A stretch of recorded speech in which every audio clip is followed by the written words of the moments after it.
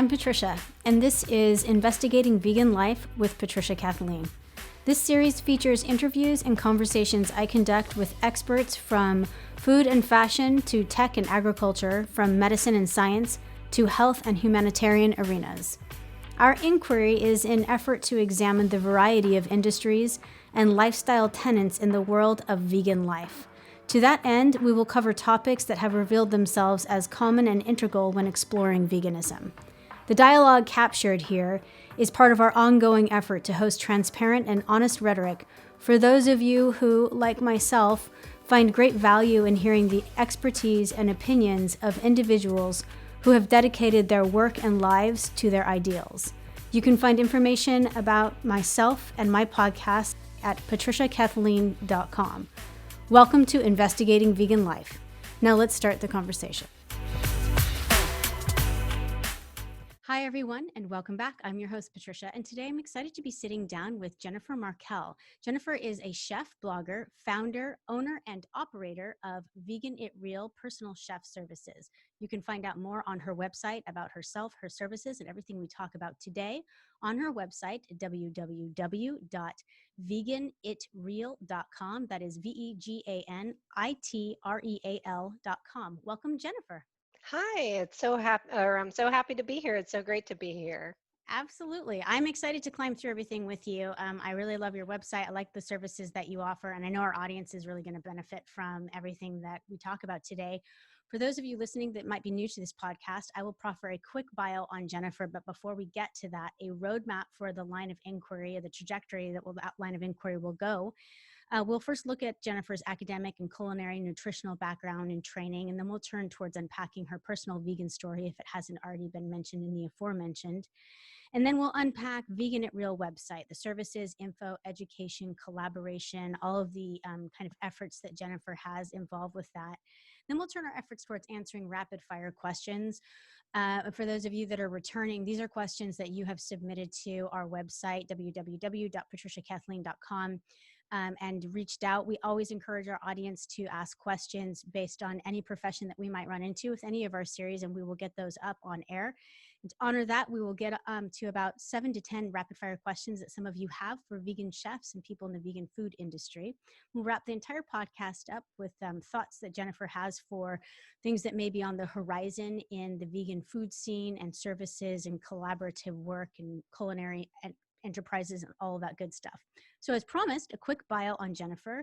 Chef Jennifer Markell is the creative mind behind the website and blog Vegan It Real, and founder, owner, and operator of Vegan It Real personal chef services located in the Tampa Bay area. Since 2017, Jennifer has been standing at the forefront of the plant-based movement with a mission to veganize the planet one meal at a time. As a certified holistic nutritionist and a certified plant-based chef, Jennifer embraces Hippocrates' concept that food is thy medicine and medicine is thy food. She is driven by her passion to bring delicious and nutritious meals to her clients' tables, along with the knowledge that real whole food is good for the environment, the animal, and your health. So, Jennifer, I love, a lot of your focus. I've looked through a lot of your information across your social media accounts, LinkedIn, Facebook, Instagram, on your website, of course. And you really do hit that point hard. And so I'm really happy that it's in your bio, this kind of food is thy medicine, let it be as such. And before we climb into your website and some of the ethos and the philosophy behind it, I was hoping you could draw out a little bit further your academic and culinary and nutritional training that you've had that led you to launching veganitreel.com. Oh, sure.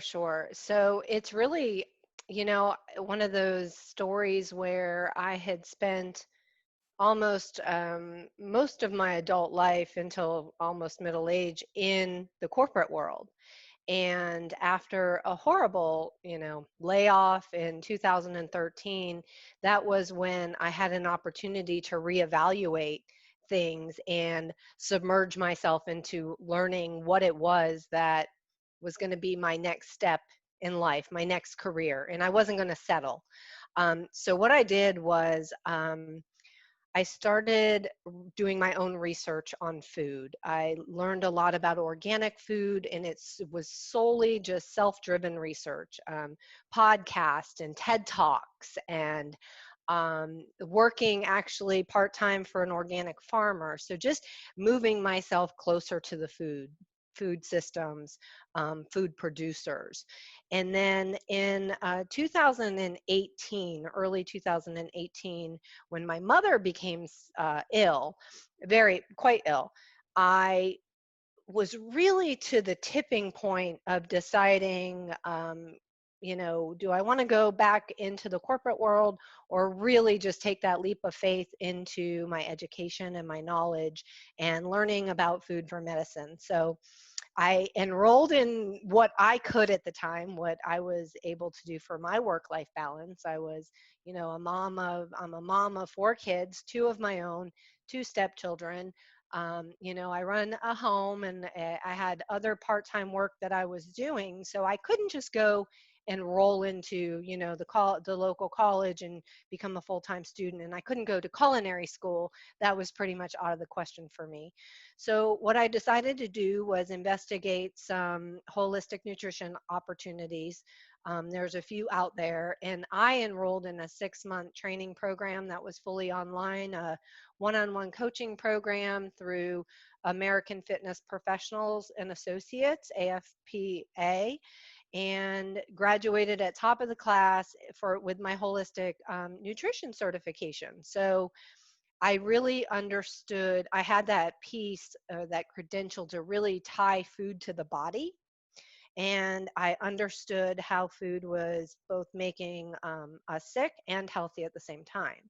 But that wasn't enough for me. I knew that it worked well, but I really still only knew how to cook the vegetables that I was used to, and I really didn't know how to take advantage of all the great products out there. So then I decided to get a little bit of culinary credential. And again, did a lot of investigative research, talked to a lot of chefs out there. What did they do? And again, knowing actual culinary school was out of the question. I enrolled in Ruby, ROU. It's so funny.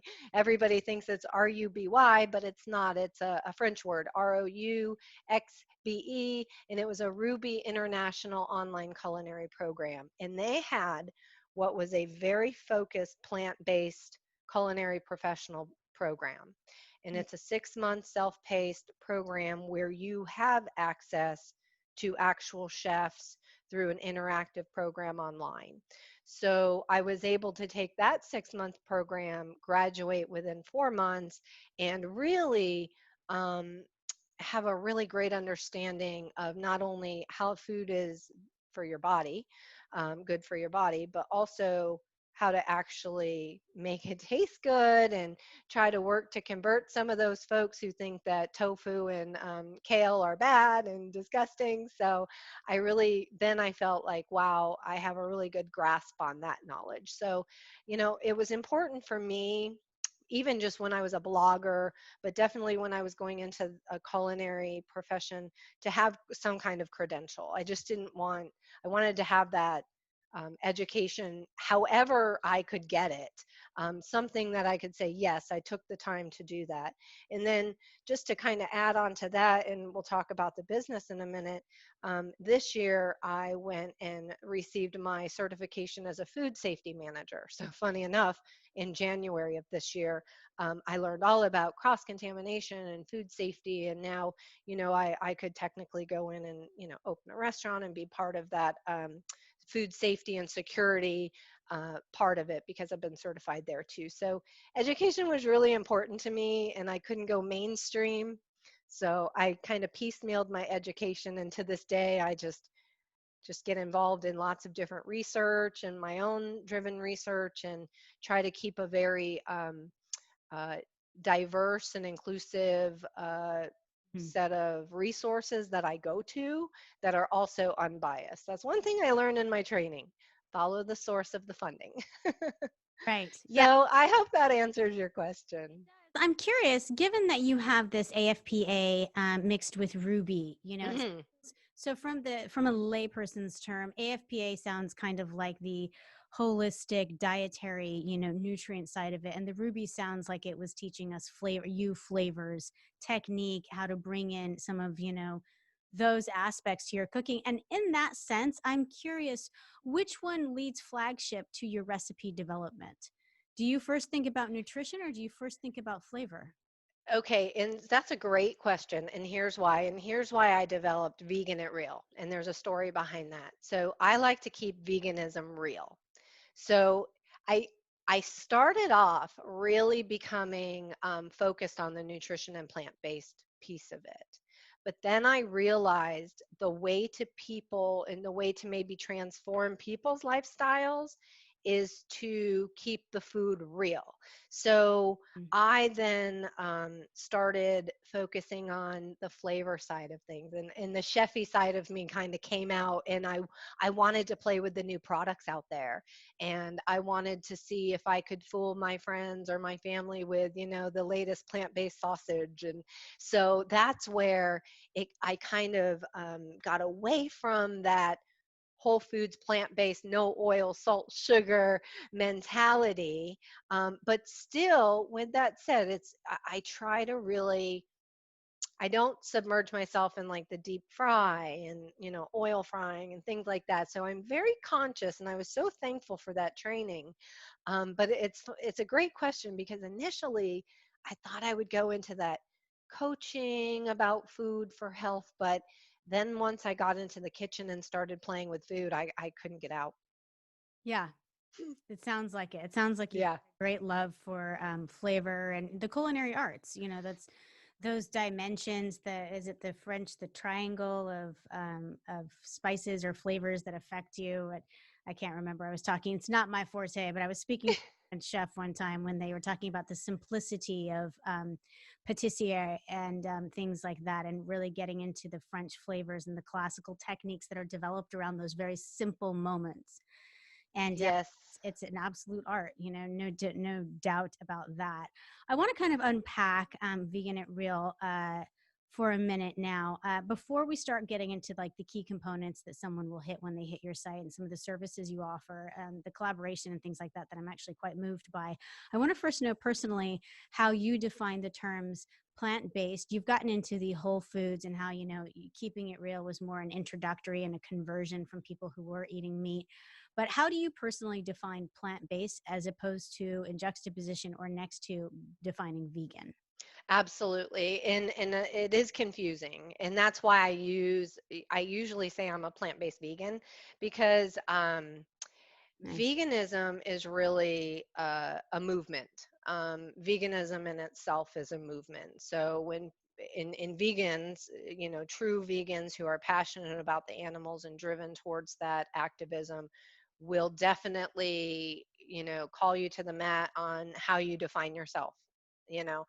But so veganism itself is a movement. However, when you are when you eat a vegan diet, you will allow for those processed foods. So you might go get the Annie's mac and cheese, and you might go get the Gardein bagged frozen, chicken nuggets, the fake chicken nuggets, and the plant-based processed foods to incorporate into your daily life as supplement.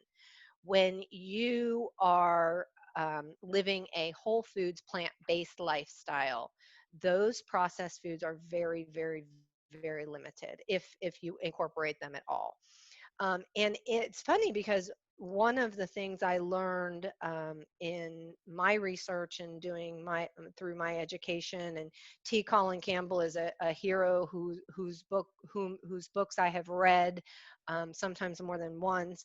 And in reading those types of resources and folks' material, I didn't realize that you can still incorporate fish and meat and cheese into a plant-based diet, Right. because plant-based diet is really 90% of what you are consuming is whole. It's so whole grains. It's not your processed grains. It's not your processed wheat. It's your whole wheat, your whole rices, all of those foods, um, and your fruits and vegetables. But it allows for a very small portion of animal-based products. Veganism does not allow for any portion of animal-based products. I mean, And so that's why, as far as when I define myself, some people will relate more to the plant-based side of things for the health, and some people relate more so to the veganism for the movement. And interestingly enough, I started to be plant-based and vegan for the health, and now I am holistically for everything, the animals, the health, and the planet, because I have just learned so much. It's kind of, you kind of have to embrace all three. Yeah, I feel like that's kind of the narrative that's really common along a lot of people's lines. You know, the gateway into what led to a plant-based vegan lifestyle, it starts to curate itself. You know, I just haven't spoken to a vegan who's been vegan for 5 years that's still trying to score, the Gardein chicken, stuff as much anymore. It starts to become Right. health if they came at it from the environment. Again, that has something to do with age and education, but I think that it's an interesting tie-in. So, given your personal vegan story, I mean, you went along this whole path. You had, did you have a health improvement when you became vegan? Well, funny enough, and I will say I'm novice. So I have only been completely vegan for 3 years. It was 3 years, June 24th, I believe was our anniversary. Yeah, June 24th was my anniversary. And then my husband and my stepdaughter, Mia, their anniversary is quote unquote, they say July 1st. So 2017. So 3 years, I'm very, you know, very early in my veganism compared to some folks who I have come into contact with who have never eaten meat or have never eaten a plant-based product, or I'm sorry, a animal-based product before. So I have so much to learn, and I never ever want somebody to think that I have it all figured out, because I am not the expert. But I did notice changes, and we noticed changes a lot, especially initially, because you think you're going to lose weight and you don't. Some people don't, and we gained weight, and then we felt bloated all the time. And so you start to question yourself and the commitment. Same thing with any other change you're trying to make. And we did. And my husband had suffered for, gosh, since the time I had met him in 2012, with what was called chronic urticaria, which is chronic hives, and you don't know why, and you can't figure out why. Shortly after, I would say within 6 months to a year of going vegan, his hives disappeared completely. And this is by no means, this is just my personal story.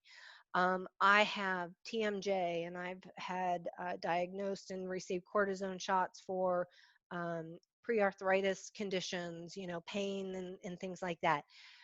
Wow, what a difference. I hardly ever have pain where I used to have pain. Yeah. Not saying that I don't get older and we don't have pains, but I just saw an overwhelming sense of feeling young, just feeling better. I don't know how to describe it. And a lot of vegans, it's hard to describe. You just feel, and I almost think that there's a connection between the animal consumption and your mind and where your head's at, because you just feel a little lighter. No pun intended. But over the course of 3 years, for instance, I eat as much as I want today without having to worry about a calorie. I don't, I try to just eat a little bit of everything that the earth has given us, every day. I don't stress about what I'm gonna, if I'm gonna get on the scale and it's gonna say 5 pounds heavier or not, because I just know that's gonna all, just shake on out. And I have seen over the first 2 years, my husband and I equally lost between 15 and 20 pounds. And people would look at us and they said, well, you didn't need to lose 15 or 20 pounds, but clearly we did, because it just, now we are at optimum weights.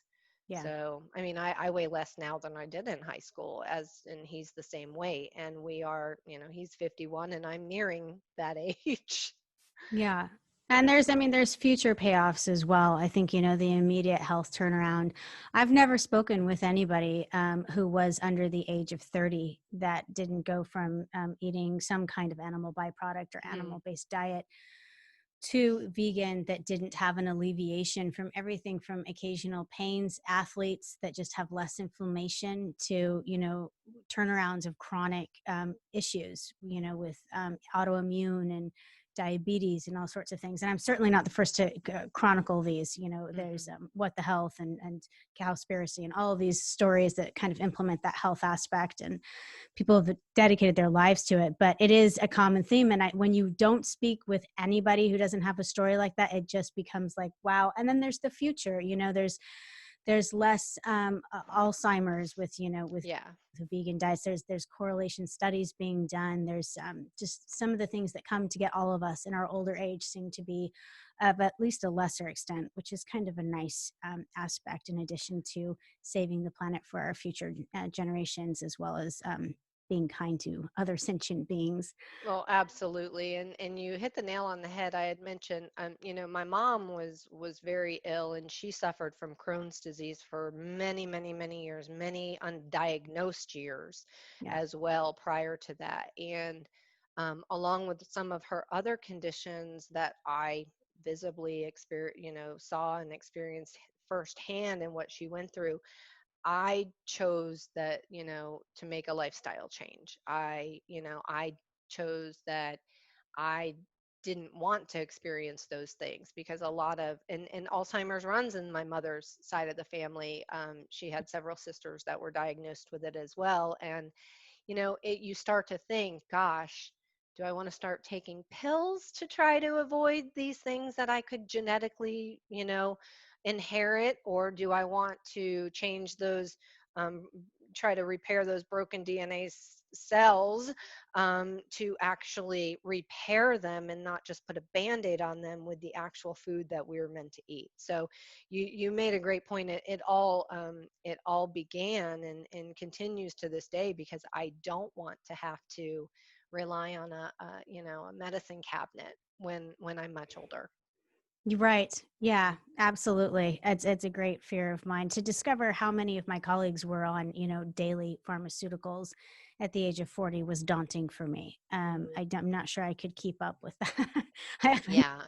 time getting up on the same time every day. I'm wondering, unpacking your website was interesting for me. I want to know about some of the impetus that when you went to launch it, because it's different than, I can't get enough of vegan food websites anyway. Hmm. I'm a connoisseur of sorts, but Yeah.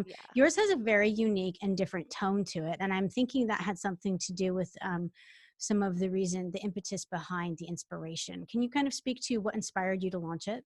Sure. Well, and it's been a long time in the making, and I was actually fortunate enough to have a great web designer that helped me push it over the edge there and get it launched. Because I'll tell you, if it was up to me, I would have never pulled the trigger because it was never good enough.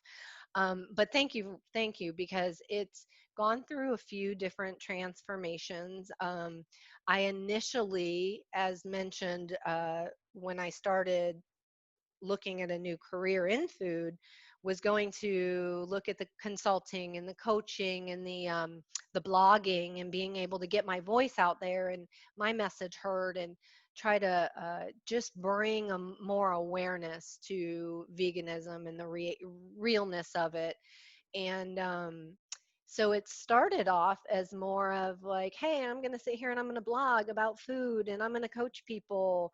And then again, once I got submerged into the food, I was getting asked a lot of questions about my recipes, and I would post a picture, and obviously people want to know what's in it. Um and so I just said, I got to start documenting it. And so I do have a good amount of recipes out there. I'd love to have more recipes out there. I focus my blog. I was also doing some vegan travel with my husband a little bit. Whereas when I say vegan travel, we would pick a destination that had a big vegan footprint so I could go taste all the food. I mean, I'm a foodie. We were driven by food at some point. So there's some on there about our vegan travel that's kind of been nipped in the bud right now. But then up until just recent, so I was really, focused on the informing, let's inform people, let's share my experience, let's share the products that work for me, share the food tips that work for me.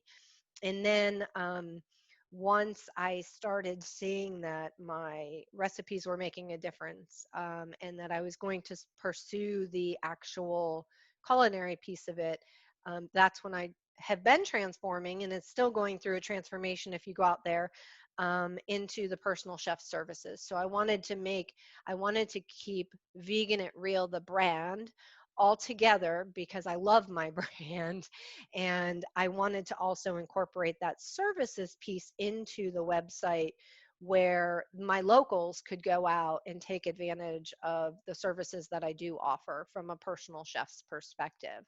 So it's gone through quite a few transformations, and I'm pretty certain that when my web designer receives an email from me, she shakes her head and, hits it against the wall or something. But Yeah. I'm to the point where I can go in and just not break it. But it's definitely going through transformations, and I do get a lot of feedback on it. I'm not big into advertising, right now. I like people to just go get the information and keep it raw and real and transparent. I'm not necessarily out at my site to make money. I just want people to really profit off the information that I bring. And that's what it seems like. It really feels like it's even curated. The recipes that you have, the Yeah. photos are beautiful, and the stuff that you're making, I fancy myself, a fairly tidy vegan self-taught chef, and they're beautiful. I was looking at some of your reinventions, even the cheesy like sausage and tartar tot vegan casserole, and just different things like that. I really, it was inspirational. Oh, the tater tot casserole. Yeah, yeah, yeah. Not tartar. Casserole. I have children. These are the types of things that I'm thinking, oh, I could make that a little bit more fun, particularly when they have Right, friends over that you're trying to kind of woo into this whole like, no, we're not a weird household. This is this right. is a great way of eating. Um, I'm curious, you have a collaboration that Yeah. you've kind of touched on. This seems like the future of, it's, and the fact that you're constantly evolving the site and things like that, that's, I think, evolve or die, right? And Hmm. the collaboration aspect of it is really the area that I feel a lot of chefs in general, vegan chefs, they go and they might eat at someone's establishment or get some information or get on someone's Instagram feed, but you never hear about this collaborative moment. Like, let's work Right. together. Let's apply my lens to yours. Hmm. Where do you see that heading in your future? Well, I'm fortunate because I have a ton of an area that's very new to the vegan world, where I live in the Tampa Bay area. I would say it's fairly new Mm. compared to, say, like a Portland or, something that has a much bigger vegan footprint. So vegan restaurants are popping up all over, and which means that the vegan footprint, the plant-based conscious eater footprint, is growing every day. So I recently am plugged into, all the restaurants because we like to convert more vegans. We're never going to convert everybody. So I think, and this is just this, I think a lot of the business owners around here would say the same thing. We promote each other's business. We don't compete for their business, the client business. So I may go to my local vegan deli and, take a picture and promote on my pages, and they're certainly going to scratch my back too. They're going to promote my food, even though, I'm cooking for other people and it might feel like I'm taking away from their business. They know I'm not going to make a dent necessarily, because I'm doing my own thing. I'm not trying to do their thing. So I think that there's a big collaboration just in general in the vegan community where I live. And then, I have been fortunate to be approached to be part of some of our, opening of vegan restaurants and whatnot, to be able to even have the opportunity to, lay the groundwork for some of the places around here, even as just a subject matter expert, whatever the case may be, whatever the role may be, has been really great. And there are a lot of vegan small business owners outside the restaurant that are product owners around here as well, that I'm hoping, we've already made connections, but I'm hoping that we can make much deeper connections. Right now, social media is everywhere. It's everything. Live collaborations are kind of hard right now because of COVID, so you just think outside the box. And I just think that as far as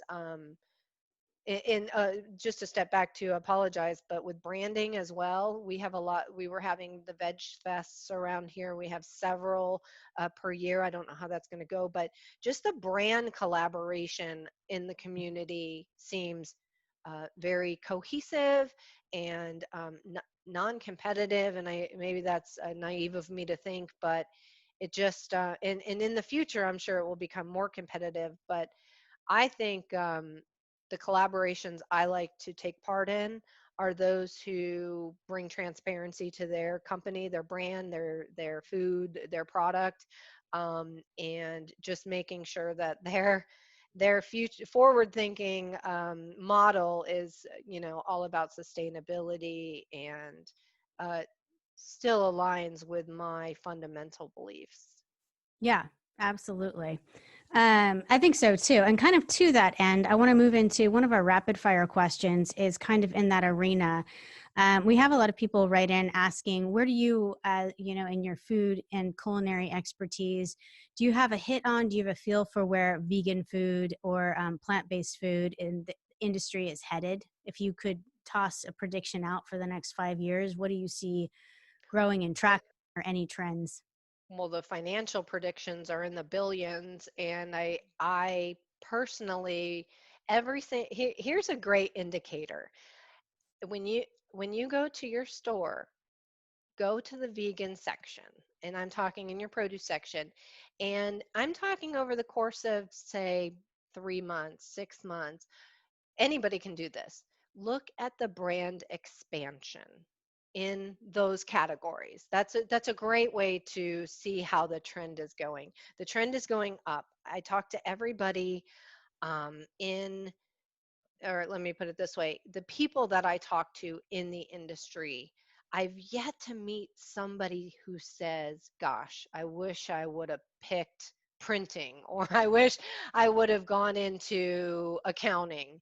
I mean, pretty much, it's not only is it going to be, and it is consistently a profitable business. I saw my business launch immediately at the beginning of this year, and COVID hit, and I was going through my launch during COVID, and I saw a great demand.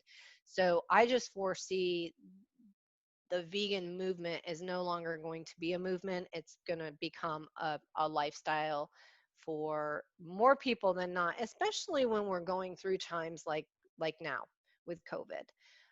It's a great example. And again, I'm not a medical professional, but sadly, through a lot of these cases that I've been reading and researching, and the underlying conditions, so many are preventable.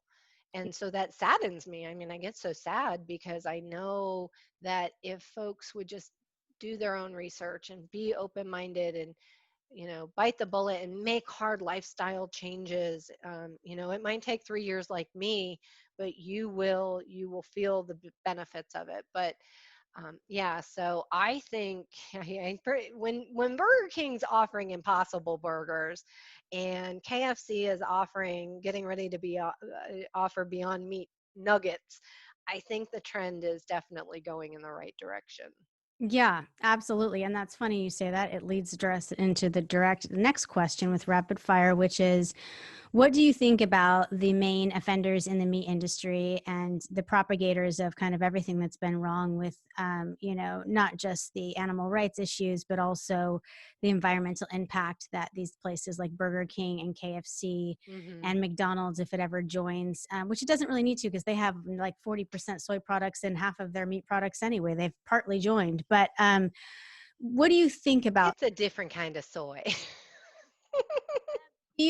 What do you think about, do you welcome the change because any change towards, this sustainable, healthy vegan lifestyle is good? Or do you think that it's tragic that they're kind of benefiting yet once again on, Right. or was it just destined to be? Do you have like a takeaway on that? Um, I do. It's a hard question because, I think the easy answer for vegans is, well, if we can convert anybody, it's a step in the right direction. And Yeah. I don't necessarily have that belief because I'm not into GMOs. Like I'm not into genetically modified ingredients, which is why I try to personally stem my processed foods, and I'm definitely one of those folks who tries to live more on the organic side of the lifestyle, if and when possible. So, holistically, I don't like the large scale models because it is propagating the same systems more or less, so sometimes it can be within the system, the processes that need to be fixed. Yeah. um, for instance, here's an example is we mentioned CMO, soy. So, subsidizing for soy, our governments subsidize for, GMO, tons of, soy. So why are we supplementing those folks when we could across the board change diets by supplementing and subsidizing organic farmers? Why aren't we Right. supplementing? It's almost like we're focused on the wrong things. And of course, this is just me looking in, but I think that it's it is they are profiting off of vegans for sure. And I mean that's a great case in point because why, if the it goes back to your last question, if the trend wasn't growing, they wouldn't want to have a footprint in the market. So I think that we definitely need laws changed within the system itself. And this goes, I mean, I could talk all day about our, food system that goes into the school systems and our hospitals, and oh my gosh, don't get me started. So Yeah. yeah, I am definitely, I keep a very conscious mind, especially with the brands I work with and for, about that exact thing. So no, where I'm glad Burger King has the Impossible Burger for people, I don't eat it. If Right. that Jump. answers your question. Yeah, I think it kind of does, and it's quite similar to my own narrative, Yeah. which is, I interviewed Ingrid Newkirk, the founder of PETA, not too long Mhm. ago, and I believe while I didn't ask her that exact question, she would say, we're in support like anything to get away from the abuse and suffering of animals Right. and to promote a healthier future. But that being said, I don't think she's running out to try one anytime soon. And it's Right. you, myself as well. My final question for today is Sure. get a lot of people who want to know your personal takeaway.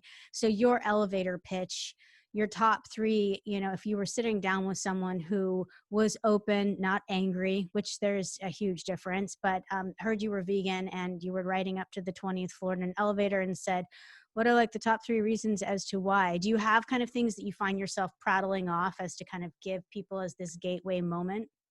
Yeah, only if they ask. And I say that because I have already learned that you can't sell things to people who aren't listening or who aren't open to that.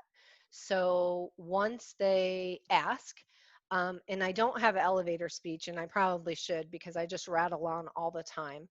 But what I do is I will just tell them my personal story, and I tell them about basically I'll just plants. There's no food out there today that you cannot basically enjoy that wasn't made from plants. And I say that because I've tried it. So for instance, if you wanted to become vegan 20 years ago, it's not the veganism it is today.